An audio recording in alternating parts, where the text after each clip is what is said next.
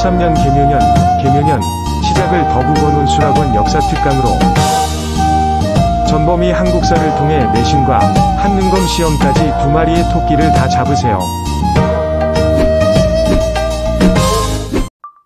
네, 더에듀 프리미엄에서 전범위 한국사 겨울방학 역사특강을 수강하는 친구들 안녕하세요. 오늘은 우리 11강 조선 후기의 정치 변동 같이 한번 나가보도록 하겠습니다. 자, 조선 후기죠, 여러분. 선생님이 지난 시간에도 이야기를 했지만 조선을 약 500년의 역사잖아, 그쵸? 근데 이 500년의 역사를 조선의 딱 가운데로 나누는 사건이 뭐라고 했었어요? 귀에 닦지 않겠다고요? 맞습니다. 1592년에 일어났었던 임진왜란을 가운데로 기점으로 임진왜란 전 1392년에 조선이 개창됐을 때까지를 어떻게 해요, 우리가? 맞아요. 조선 전기라고 합니다. 반대로 조선 후기, 우리 1897년에 이제 고종께서 대간 제국을 선포하거든요. 그때까지를 다 이제 조선 후기로 보고 있습니다. 조선 후기. 자, 오늘 우리가 배울 파트는 어디예요? 바로 여기 조선 후기가 되는 것이죠. 조선 후기에 전기에 비해서 어떤 정치적인 변동이 있었는지를 같이 한번 알아보도록 하겠습니다. 자, 우리가 임진왜란을 기점으로 양난을 겪었었어요. 양난이라고 하면은 1592년에 있었었던 임진왜란과 정유재란을 포함하고 있고요. 그리고 1636년에 있었었던 1636년에 있었던 병자호란입니다. 병자호란과 그리고 그 전에 9년 전에 있었었던 그렇죠. 정묘호란까지를 다리고 있는 것이에요. 그러니까 두 가지, 한마디로 외적이 침입했을 때랑 그리고 청나라가 침입했을 때, 만주족이 침입했을 때 두 가지를 다 양난 이후라고 하고 있어요. 자, 양난 이후에 우리가 반드시 기억해야 될 키워드에도 나와 있는데 비변사입니다. 이 비변사는 반드시 꼭 알아두셔야 돼요. 시험 문제에 굉장히 잘 나오고 중학교 친구들 귀를 쫑긋 세우고 들어주세요. 자, 우리가 양난 이후에는요, 이 비변사라는 것이 무엇이 되냐면 정치의 핵심적인 최고 정치기구가 돼요. 그럼 비변사가 뭔지를 먼저 알아야 되는데 이 비변사라는 것은 외적의 침입 등 비상사태가 발생했을 시 대책을 마련하는 임시기구예요. 변방의 비상사태 발생 시 대책을 마련하는 기구라고 해가지고 비변사입니다. 이게 언제 설치가 됐었냐면 알아두면은 조금 용이할 수 있어요. 16세기에 중종 때였어요. 때는 중종 때 삼포회란을 계기로 여진족과 왜구에 대비하기 위해서 임시회의기구로 설치했었습니다. 아, 삼포회란 이후에 설치를 했구나 라고 볼 수가 있는 것이에요. 여진족과 왜구에 대비하기 위함이었었다. 여진. 왜? 그러면 우리나라 한반도 지도가 이렇게 있으면은요. 왜는 어디에 있어요? 그렇죠. 동남쪽에 있고요. 그리고 여진은 어디 있어요? 맞습니다. 우리나라 북쪽에 있습니다. 이렇게 변방의 외적 침입 혹은 비상사태 발생 시 대책을 마련하기 위한 기구로 일단 설치를 했었던 거예요. 임시적으로 설치를 했었고요. 이게 상설화가 되었었던 거는요. 16세기의 명종 때예요. 명종 때 중종의 아들 문정왕후 윤씨의 아들이었었던 명종 때 을묘외변을 계기로 이거를 상설기구화를 시켰습니다. 자, 임진왜란 이후에는요. 구성원이 이제 여기에다가 적어 놓을까요? 구성원이 삼정승을 비롯한 고위 관료로 확대됐습니다. 고위 관원으로 확대되었었다. 그러면서 여기에서 무엇까지 하게 되냐? 확대입니다. 학대 아닙니다. 자, 군사, 그리고 외교, 재정, 사회, 인사, 문제를 모두 총괄했어요. 문제 등 거의 모든 문제를 총괄했다. 거의 모든 문제를 총괄했다. 자, 우리는 그러면은 궁금하죠? 의정부와 육조의 기능, 이 모든 게 다 낮아지지 않았겠어요? 원래 국정에서 가장 최고의 정치기구로 있었던 곳이 어디예요? 맞아요. 바로 의정부입니다. 원래 이 의정부라는 곳이 최고의 정치기구로 군림하고 있었고 그 밑에는 군사와 외교, 재정, 그리고 법률, 사회, 인사를 다 두루 관리하는 6조가 있었잖아요. 이후, 예병, 형공까지 6가지의 부서, 행정부서들이 있었는데 이 기능을 거의 해결을 하다 보니까 어떻게 된 거예요? 맞습니다. 의정부와 6조가 모두 기능을 상실하고 약화될 수밖에 없었던 것이죠. 그리고 나서 이 비변사는 어떻게 혁파가 되냐? 나중에는요, 이 세도 정치기, 정족께서 돌아가시고 나서 세도 정치기 때는요, 세도 가문이 비변사를 장악해요. 아, 나중 가가지고는 세도 가문이, 세도 정치기에는 누가? 세도 가문이 비변사를 장악하는구나. 비변사를 장악한다. 그래서 핵심적 정치 기구로 자리 잡게 되고요. 이후에 이 세도 정치기 때 안동긴지 세력들한테 일부러 삼각집의 개라는 별명으로 불리면서 바보인 척을 했었던 인물이 있었다 그랬어요. 누구예요? 그렇죠. 이하응, 바로 흥선대원군이 되겠습니다. 자, 흥선대원군 집권 후에 이 흥선대원군이 비변사, 세도 정치의 근거지가 되는 비변사를 혁파하게 되는 것이죠. 혁파하게 되는 것이다. 여기까지. 자, 군사제도의 개편으로 넘어가 보도록 하겠습니다. 군사제도의 변화. 자, 군사제도는요, 선생님이 여기에다 따로 그림을 한번 그려보도록 할게요. 자, 군사제도는 원래 이제 15세기경에 우리 조선 전기의 군대는 무슨 군대가 있었어요? 아, 그렇죠. 물론 중앙군이랑 그리고 지방군이 이렇게 있었어요. 그러면은 우리 중앙군이랑 지방군 이름 다 기억하시나요? 기억이 안 나는 친구들도 있을 것 같은데 요거는요, 내신에서는 정말 잘 나오는 문제이니까요. 같이 한번 꼭 따라와 주세요. 원래는요, 이 조선 전기의 중앙군 5위라고 했습니다. 5위. 중앙군이지요. 선생님이 글씨를 쓰는 속도가 느린 편이 아닌데 굉장히 느리게 느껴지네요. 자, 그리고 지방군으로는요, 영진군이 있었습니다. 영진군이 지방군의 역할을 했었고요. 또한 16세기에 접어들어서는 16세기라고 하면 언젠지를 모르는 친구들도 있겠지? 자, 1501년부터 1600년까지를 우리가 16세기라고 하는 것입니다. 아시겠지요? 자, 이렇게 16세기에 접어들어가지고는요, 군역이 짜잔 없어져요. 미리 쓴 친구들 미안해. 자, 군역이 중앙군 어디 갔어요, 선생님? 중앙군이요? 없어요. 자, 여기로 내려갑니다. 자, 중앙군 어디 갔어요 싶을 텐데 군역이 문란해진다고 이야기를 했잖아요. 군역의 문란. 왜냐면은 나 대신 군대 가줘, 내가 대신에 이번에 곡식 좀 줄게, 이러는 경우들이 진짜로 얘들아 실제로 허다했었어. 그러다 보니까 당연히 군역은 어떻게 됐겠어요? 문란해질 수밖에 없는 것이죠. 자, 그래서 지방군의 역할을 했었던 게 바로 조선 후기에 지방군의 역할을 했었던 게 맞습니다. 재승 방략 처음 들어봤다고요? 맞아요. 처음 들어볼 수 있죠. 재승방략이라는 것은 조선 전기의 문신이었었던 두만강 호랭이 김종서와 이일이 야인의 침입에 효과적으로 대응하기 위해서 함경도 팔진과 이에 소속된 모든 보의 방수에 대하여 이제 서술한 병서를 이야기합니다. 여러분, 김종서의 건의에 따라가지고 야인의 침입에 효과적으로 대응하기 위해서 임시적으로 세웠던 것이구나.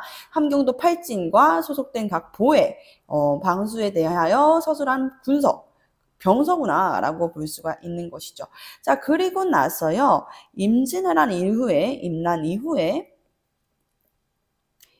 이후는 17세기 이후에요. 17세기 이후에 중앙군과 그리고 지방군 제도가 개편되게 됩니다. 어떻게 개편이 되냐고요? 자, 우리가 많이 배웠습니다. 그렇기 때문에 여러분들도 이제는 기억을 해 주시겠죠. 믿어 의심치 않습니다.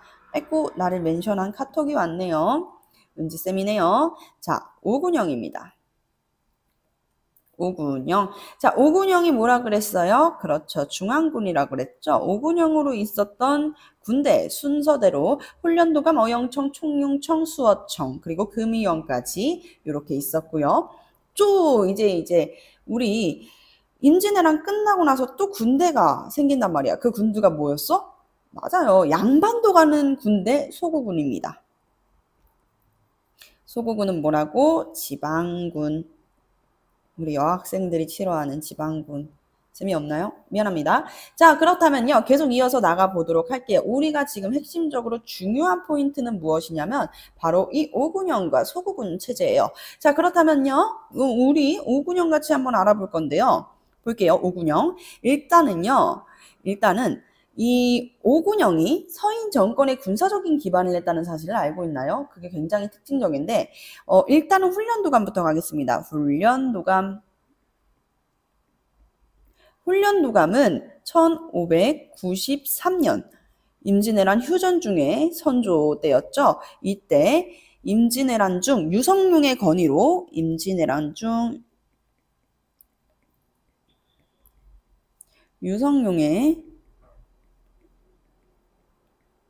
건의로 설치되었습니다. 그리고 여기에 있었던 병사들이 조금씩 다 나눠져 있었는데 포수, 그리고 사수, 살수로 나누어져 있었어요. 포수, 사수, 살수로 나누어져 있었다. 살수가 뭐예요? 선생님, 사수는 알아요. 활 쏘는 거잖아요. 맞아요. 포는 포를 쏘는 거고 사수는 활을 쏘는 거고. 그러면 살수는 뭐게? 칼이나 창을 사용한 사람들을 살수라고 이야기를 해요. 자, 이렇게 삼수병으로 이걸 우리가 삼수병이라고 이야기하거든. 삼수병으로 구성이 되어 있었구나 라는 것도 알 수가 있습니다. 훈련도감은요, 의미가 굉장히 커요. 강력한 군대였다고 선생님이 이야기를 했을 텐데, 맞습니다. 강력한 군대. 그리고 무슨 특징이 있다 그랬어? 그렇죠. 직업군인의 성격을 가지고 있었어요. 직업군인의 성격을 갖고 있었다. 뭐가 직업군인 같은데요, 선생님? 장기 근무를 한다는 점과 그리고 일정한 급료를 받아요. 일정 급료를 받는 상비군이었습니다. 상비군이 뭐라 그랬지? 비상 상황에 대비한 군대라는 뜻입니다. 자, 그리고 나서 여러분들이 도통 잘 외우지를 못하는 요 세 가지가 있죠. 어영청, 그리고 총룡청. 총용청이 아니야, 얘들아. 총룡청이에요. 총룡청. 그리고 수어청. 이렇게 세 가지가 있어요. 그 중에서도 이 총룡청이랑 수어청은요, 경기 소구군으로 구성되어 있었어요. 총룡청은 북한산성, 수어청은 남한산성. 이렇게 구성이 되어 있었습니다. 자, 어영청, 총룡청, 수어청은요, 인조대예요. 인조대. 자, 인조대. 후금과의 행정에서 이제 국방력을 강화를 하기 위해서 국방력 강화를 명분으로 설치했던 거예요. 인조대, 후금과의 항쟁 과정에서 어떻게 했다? 국방력의 강화를 명분으로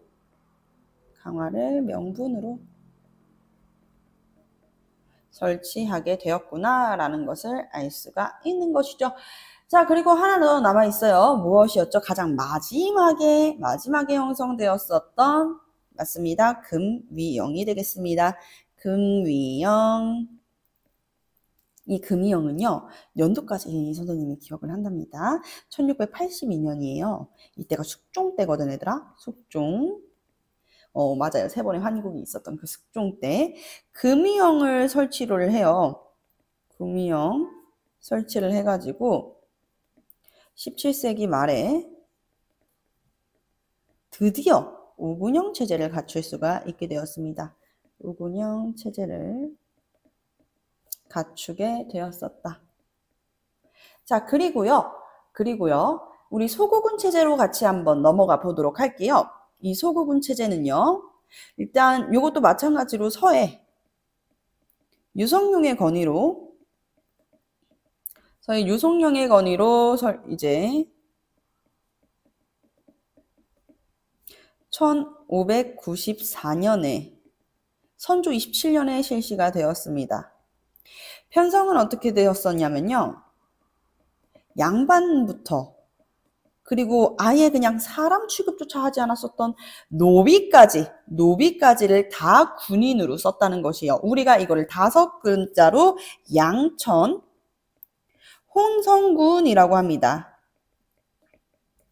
자, 양반과 천민이 합쳐졌다는 거예요. 혼합되었다는 거예요. 아시겠죠? 양천 혼성군. 그리고 평상시에는 생업에 종사하다가 무슨 일을 하던 생업에 종사를 하다가 유사시에 전투에 등원이 됩니다. 등원이 된다. 근데 여러분들 한번 생각해봐봐. 양반도 지금 군대 가라고 하는 거잖아. 양반 갔을 것 같아요? 양반이 예 가겠습니다. 제가 나라를 위해서 이 한 몸 바치겠습니다. 할 것 같아요? 아예 안 하죠. 그래서 이 소국운의 한계는 무엇이냐면 여러분들도 예상은 하셨을 겁니다. 바로 양반의 회피로 인해 가지고 이 상민과 노비들만 남게 됐어요. 양반의 회피로 상민과 노비들만 남게 되었다.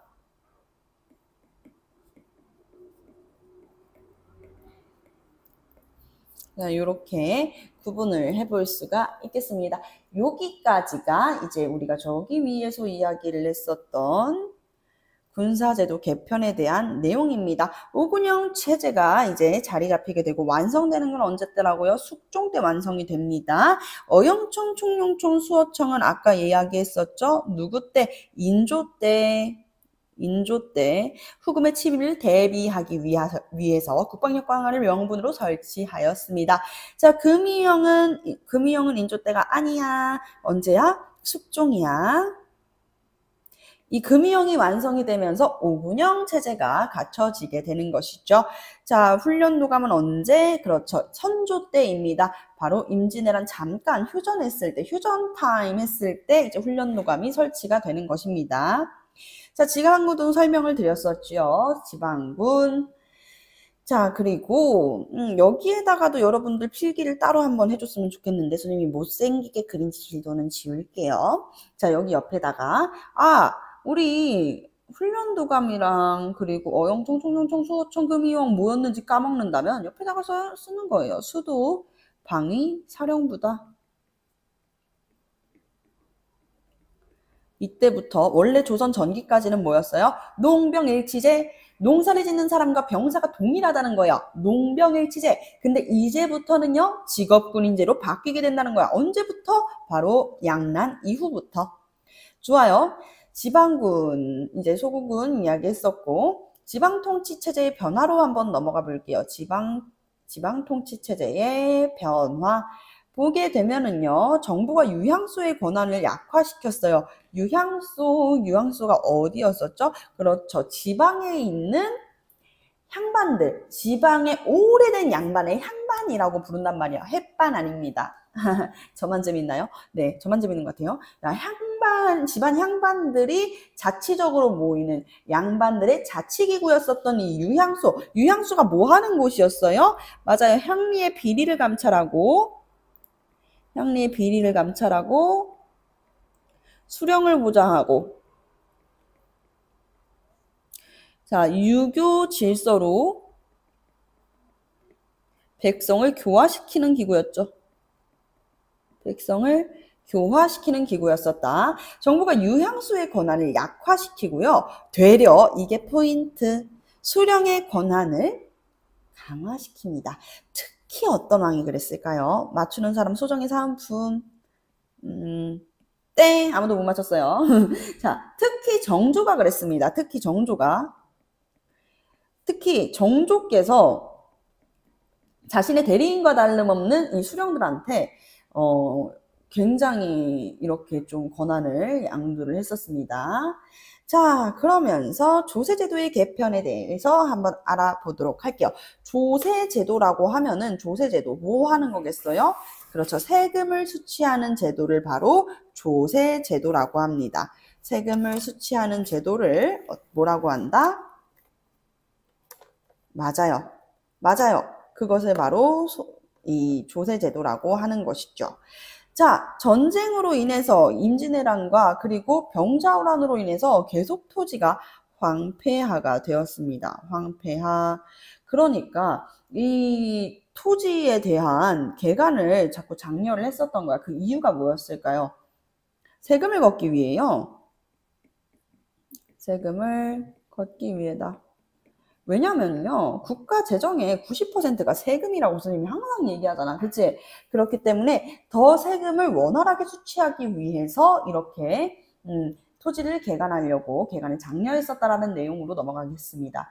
자, 그리고 조세제도를 개편합니다. 국가 재정의 확충을 목적으로 두고 이렇게 토지를 개간하게 되고요. 그리고 이제 광해군께서는 뭐까지 했죠? 인구조사와 인구조사와 그리고 토지조사를 하게 된 것이었죠. 개편 내용으로 넘어가 보도록 할게요. 따단, 요게 이제 시험 문제 1타입니다. 이게 무슨 글자지? 별이 너무 안 예쁜데? 자, 예쁜 별로 갈게요.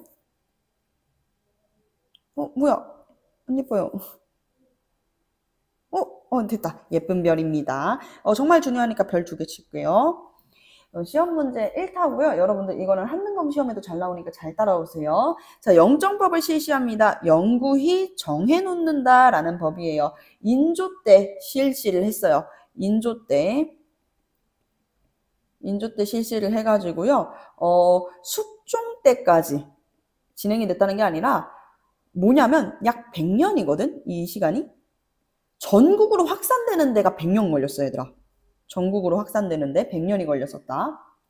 기존의 연분 구등법 대신에 풍년과 흉년에 관계없이 토지 한 결당 쌀을 몇 두로 고정시킨대요? 쌀을 4두에서 최저가 4두야. 최저 4두에서 6두까지로 고정하는 것이 바로 영구히 정해놓는다라고 하는 영정법입니다. 자, 공납입니다. 공납은 너무 사람들이 힘들어했어. 그래서 백성들이 가장 힘들어했었던 게 바로 공납이었다. 공납은 이제 대동법을 실시합니다. 대동법을 실시한다. 대동법이 이제 숙종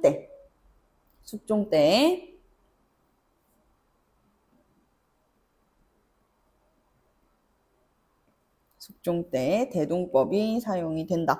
근데 선생님, 이 대동법이라는 거요, 광해군이 먼저 실시했다고 하지 않았어요? 라고 이야기를 하는데, 광해군 때 이제 실시가 되고요. 숙종 때도 이제 아예 전국으로 확산이 돼요. 광해군 때 실시는 했지만 이게 전국적으로 막 시행되지는 못했었단 말이야. 광해군께서 실시한 거는 확실하게 맞다라고 얘기하기가 어려워. 그렇다는 근거가 이제 확실히는 없어서 내 학교 내신에는 광해군이 이제 대동법을 실시했다라고 나오기는 하더라고요. 이건 광해군이 처음으로 실시한 거고 숙종이 전국적으로 실시한 거다라고 이해를 해보면 될 것 같아요. 자, 어쨌든 공납 볼게요. 집집마다 토산물을 바쳤습니다. 토산물이라는 건 뭐라고? 특산물을 얘기합니다. 각 지역마다의 특산물이요. 박납의 폐단, 박납이라는 게 이런 거야. 예를 들면은 산지에 사는 사람들한테 갑자기 대뜸 전복을 구해오래. 전복을 바치래. 그럼 그 산지에 살고 있는 모든 마을의 사람들이 다 전복을 구해와야 된단 말이에요. 자, 전복을 구해와야 되는데 전복이 없잖아. 그러면은요, 상인한테, 자기가 잘 아는 상인이 있으니까 그 상인한테 사오라고까지 시키는 거야, 얘들아. 그러니까 이렇게 박납이 폐단이 심화되는 것이죠. 결국에는 그 상인들 사야지, 어떡해, 얘들아. 사야지. 결국에는 그 상인들한테 돈 주고 사는 거야. 그러면 하급관리랑 상인들이 너무나도 그 이익을 크게 챙겼다는 것이죠. 자, 그래서 그 공납이 어떻게 개편이 되냐? 백성들을 정말 힘들게 했었던 이 공납, 토지를 기준으로 쌀 한 결당 10두, 12두의 배나 12두 혹은 이제 배나 면포, 동전 등을 거두게 되었습니다. 쌀 한 결당 12두 혹은 배나 옷감입니다. 배, 면포, 동전으로 이제 거두었었다. 그러면서 대동법이 시행이 됩니다. 공인이라는 것은 우리 지난번에 선생님도 얘기했지만 이를테면 우체국 택배 같은 느낌? 우체국 택배? 그러니까 예를 들면은 물건을 사가지고 직접 전달을 해주는 거야. 물건을 사서 전달까지를 해주는 것입니다. 그래서 쉽게 이야기를 하자면 공인이라는 것은 즉슨 무엇야? 정부가 고용한 상인이죠. 정부가 고용한 상인이 되는 것이다. 정부가 고용한 상인이구나. 라는 거. 자, 광해군대 처음으로 경기도에서 실시가 되었었고요. 전국적으로, 숙종 때 이제 전국적으로 확산이 되었었습니다. 자, 그리고 군역 개편입니다. 균역법 같이 한번 볼게요. 균역법. 이거는 우리 영정조 하면서 선생님이 분명히 설명을 드렸어요. 자, 훈련도감 등 5군형 체제가 다 자리 잡으면서 모든 백성들이 군대를 갈 필요는 굳이 있었을까요? 없었죠. 5군형이 선생님이 얘기했잖아. 직업군인이라고. 그러니까 다수의 백성들은 군대를 안 가도 돼.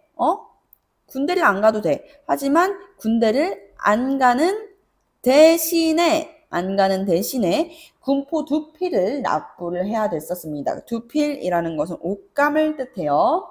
자, 군포 두 필을 부담해야 됐었고, 군포를 두 필에서 두 필도 많다라고 해가지고 한 필로 줄이게 되는 것이에요. 이때 신하들의 반발이 조금 심했어요. 왜냐면 이렇게 한 필로 줄이면 당연히 농민의 부담이 낮아지게 되겠죠.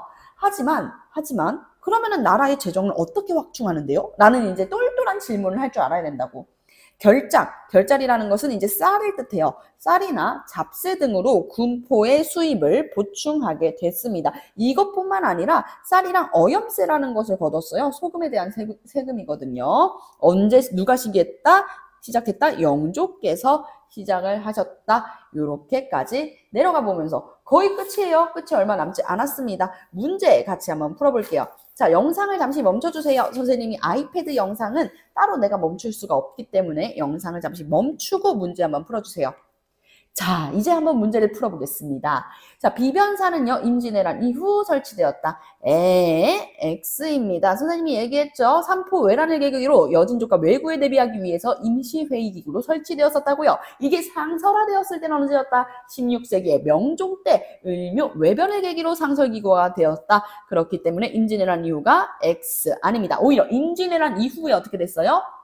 구성원인 삼정승을 비롯한 고위관원으로 확대되면서 군사, 외교, 재정, 사회, 인사 문제 등까지 거의 모든 정보를 총괄하게 되면서 비변사의 기능은 강화되고 의정부와 육조의 중심 행정체계는 점점 유명무실화가 되었다. 이름뿐이고 의미는 없다. 이렇게 됐다고요.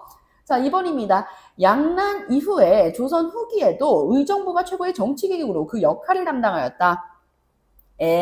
아닙니다. 의정부가 아니라 비변사인 것이죠. 오히려 이 비변사가 최고의 정치기구로 그 역할을 담당하게 되면서 의정부와 육주의 기능은 약화됩니다. 자, 3번입니다. 양난 이후에 조선 중앙군은요 5군형 체제이다. 맞습니다.